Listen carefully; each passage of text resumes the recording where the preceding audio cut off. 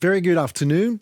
My name is Henry Keane. We are UATV English, and obviously we are online with a very special guest tonight with us, Frederick Benjamin Hodges, United States Army officer, ex-commanding general. United States Army Europe. No need to say more than that. The world most certainly knows the name. Good afternoon, General Hodges, sir. Thank you very much for the privilege. The privilege is all mine. But first things first. Kursk Operation. Well, militarily and politically, because obviously it is a hybrid operation of sorts, as it most certainly had its military impact as well as political one. So the question is, in the air, all around the globe, what have the Ukrainian forces actually achieved in a month and a half of Kursk incursion militarily and politically, if you can? I think it's too early to be able to say exactly what was fully accomplished yet. We don't know how much longer Ukrainian General Staff plans to conduct operations in the Kursk direction. But I see three main takeaways so far. Number one, it changed the narrative about, the inevitability of Russian victory. Ukraine showed that it has the ability to defeat Russian forces, to go into Russia. And I think this is an important part of the narrative about the war. The second thing it did, of course, it created a dilemma for the Kremlin. The Kremlin has to think, do they try to eliminate this Ukrainian bridgehead in the Kursk direction, or do they leave it and keep their focus on Pokrovsk and Vuhledar, or can they do both? And of course, this causes problems logistically, as well as, I think, domestically for the Kremlin.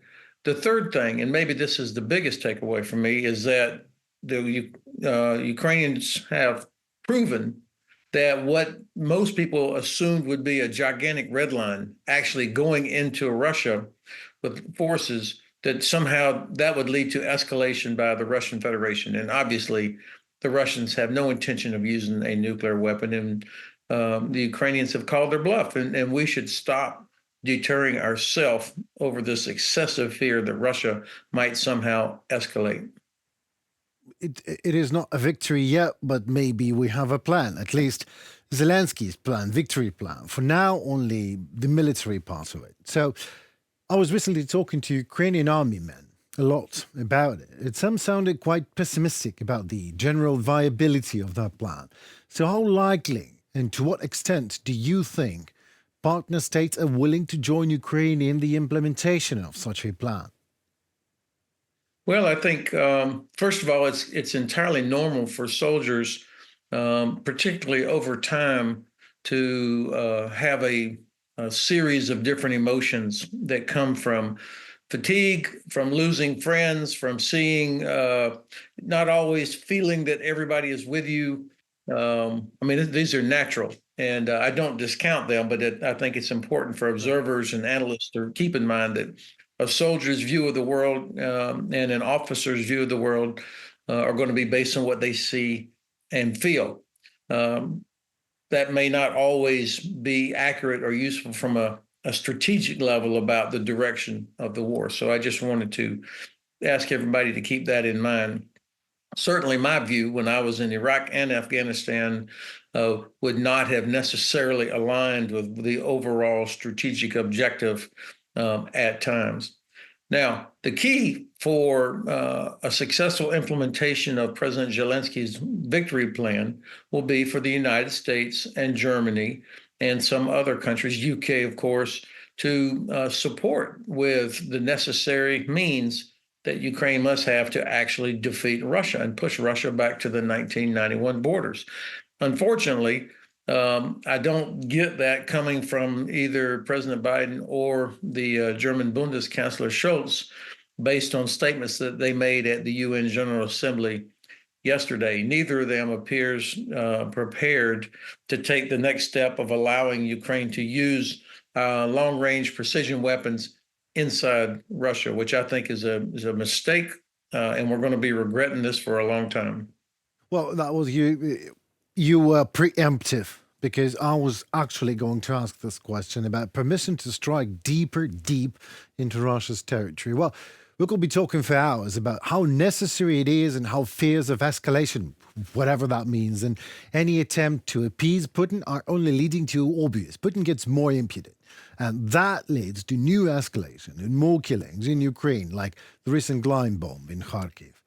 A vicious circle of sorts, of a circle of indecisiveness of the West, if you ask me. But nobody asks me. But if I ask you, this sacrosanct Western permission to strike Russian turf with Western arms, is it coming after all, or not at all?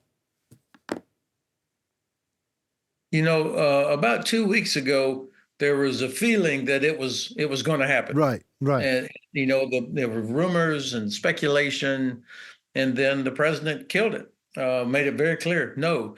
And then Schultz yesterday, I guess it was, said, referred to his personal convictions that he could not support providing Taurus to Ukraine. I don't know what that means in a strategic sense, and what his personal convictions are about Russia being able to continue to kill innocent people. So I think this is damaging for the credibility of the German government.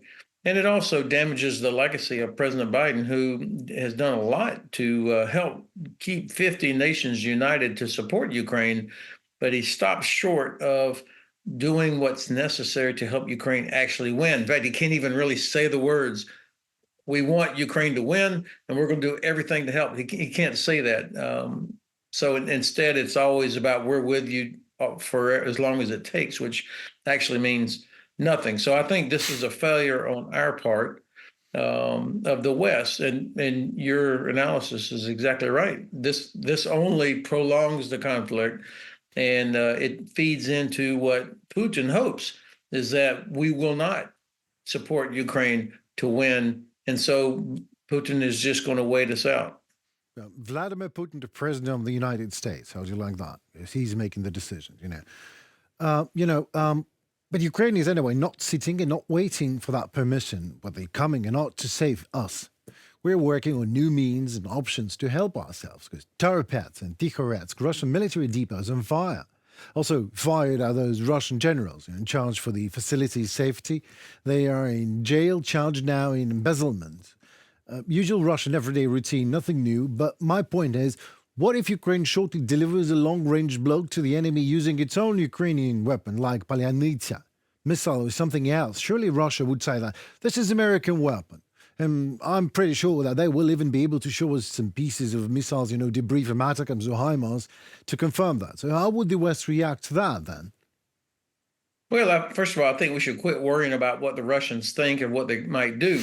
Of course, they will always say that the only reason that Ukraine is still in the fight is because it's really Russia fighting against NATO. That's a narrative that the Kremlin needs for the Russian people. Otherwise, they can't explain the colossal failures and the enormous losses. I think that the Ukrainian government has the right under the UN Charter to defend itself, doing whatever is necessary, so long as it's in compliance with the law of armed conflict, and that's what Ukraine does. And so I think it's obvious that Ukraine is not going to wait on us to finally deliver those things that should have already been delivered.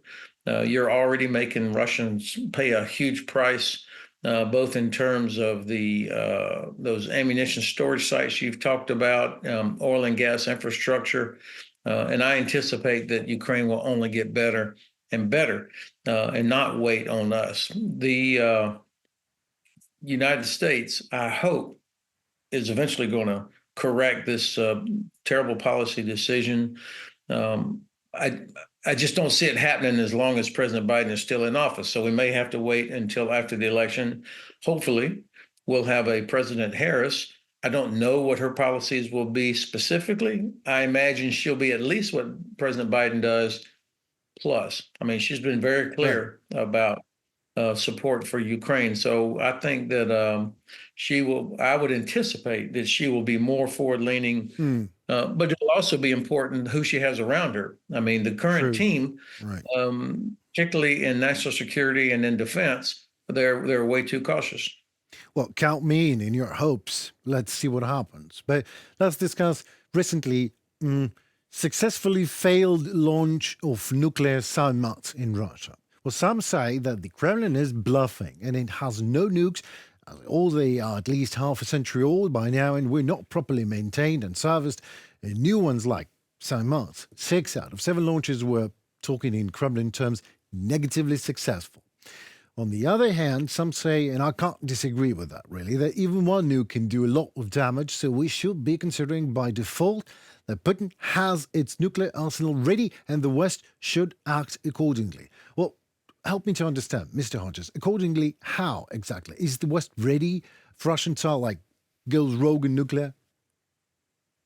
So, first of all, I have to say that while Russia does have thousands of nuclear warheads, and they don't care how many innocent people they may kill, including their own, I think it is extremely unlikely that they would use a nuclear weapon because there is no benefit to them anywhere to use a nuclear weapon. The price they would pay internationally, economically, the counterstrike from the United States, I mean, would be catastrophic consequences for the Kremlin. So I just think it's so unlikely. For the Russians, the real benefit for them is the threat that they might use it because they see that works, particularly against the United States and Germany. So to these failed launches, I think that this reveals that there probably are some problems. These things are very expensive to maintain. You have to replace materials every few years, and that assumes if there is no corruption, if things are properly managed, and I would be doubtful. But I also agree that if only 5 or 10% of these things actually work, that's still a lot of destructive force. So you can't dismiss it. Nonetheless, I think we are making a strategic error by acting as if Russia might really use a nuclear weapon. And that sends a message to Pakistan, Iran, North Korea, China, anybody else that has nuclear weapons or wants a nuclear weapon, that the United States can be so deterred, stopped from doing what we should do just because Russia threatens to use a tactical nuclear weapon. I think this is a terrible signal to send. Right. My question is, have you recently heard? Yeah, I have a lot of questions. I always, like my colleagues say that Putin will never go nuclear because, and there's a long line of logical statements, which I don't believe in. Because Putin is mad to me and he can go nuclear, whatever, just to save his reputation. What we do then? But that's a matter of that's a question and a matter of a bigger and wider discussion, maybe not online. Like my next question is, units of the main Directorate of Intelligence of Ukraine cleared the Vovchansk aggregate plant, that's the name, and destroyed the occupants in all the buildings of this enterprise. Well, our fighters systematically cleared the factory buildings, constantly engaging in contact battles and combat clashes with the enemy in densely built-up conditions. In some cases, Ukrainian special forces engaged in hand-to-hand combat with the enemy. So the Russians were surrounded for 4 weeks. Can you explain from a military point of view why this is such an important and difficult operation? Well, fighting in a urban, large buildings, urban terrain is difficult because you cannot use the weapons that usually are most effective at long range. So, having to go in and clear rooms, buildings, especially if you've got an enemy that's in there that's prepared and determined, it is very time consuming. Physically, it's exhausting, and you typically suffer a lot of casualties in doing so. I mean, that's kind of the challenge. And you've got proximity of your own troops, so it's more difficult to use your artillery or mortars or those kind of things. So I don't know why. I don't know enough about this particular fight as to why the Russians would have held on to it for so long, or what other options they might have had. Why they were actually holding on to Bakhmut for so long, I don't know either. I mean, again, maybe there is no reason at all. That happens in Russia from time to time. But Well, I'm not prepared to say there was no reason. There is typically somebody at some level has determined that a place needs to be held not just because of the place, but its connection to other things, whether it's transportation networks, or maybe there's a psychological or political aspect to it, or maybe there are other things that have to do with the importance of the area. I can remember back when Bakhmut was under siege for so long, there was talk about some of the mineral deposits that were underneath it in the area that would be important for, especially when it was Wagner that was trying to that had that responsibility. So I'm reluctant to just dismiss things and say, well, that's just the way it is, because I think understanding the real reason why does it one side or the other put so much value and expend resources on a particular area is important to try and understand that. Good point. Thank you so very much. Kursk during fall-winter 2024. If the south of the country in Ukraine is more or less clear, it's just fields there, but the fall-winter 2024, in terms of Kursk Operation, do you think that will make fighting for Ukrainian forces more difficult, or maybe that will help? Well, the weather affects both sides. Obviously, the terrain it affects both sides. It would depend on what one side or the other is doing. If you're defending, or if you've got proper equipment, soldiers are properly protected, if you can support logistically, that would be very important, for obvious reasons. So I can't say which one has the advantage here. Assuming, though, that Ukraine is able to sustain their soldiers that are in that Kursk bridgehead, then I would expect that they'll be prepared for fighting in terrible weather. Yeah, well, that was. I will take that as an answer, because I'm all for Ukraine, so I'm even trying to put the weather on our side. So sorry for that. Exactly. Well, my last question is kind of personal. We were recently talking to my friends again, not very professional in military things. So can you please educate me? ATACMS, is that a long-range or middle-range weapon, really? So I guess it depends on where you are. I mean, 300 kilometers from an infantry standpoint, 300 kilometers is very effective long-range precision strike, because you would be using it against the headquarters or the artillery or the logistics of your enemy with precision. And obviously the benefit of precision is you don't need as many rounds to hit a target as when you use regular artillery. And if you can hit something that's 300 kilometers away, when Russians start seeing their ammunition stocks evaporate, or headquarters start or destroyed, then they have to move them further back to try and get out of range. And that obviously makes it more difficult for them to supply their troops. So 300-kilometer ATACMS, that's a long-range precision strike capability for land forces.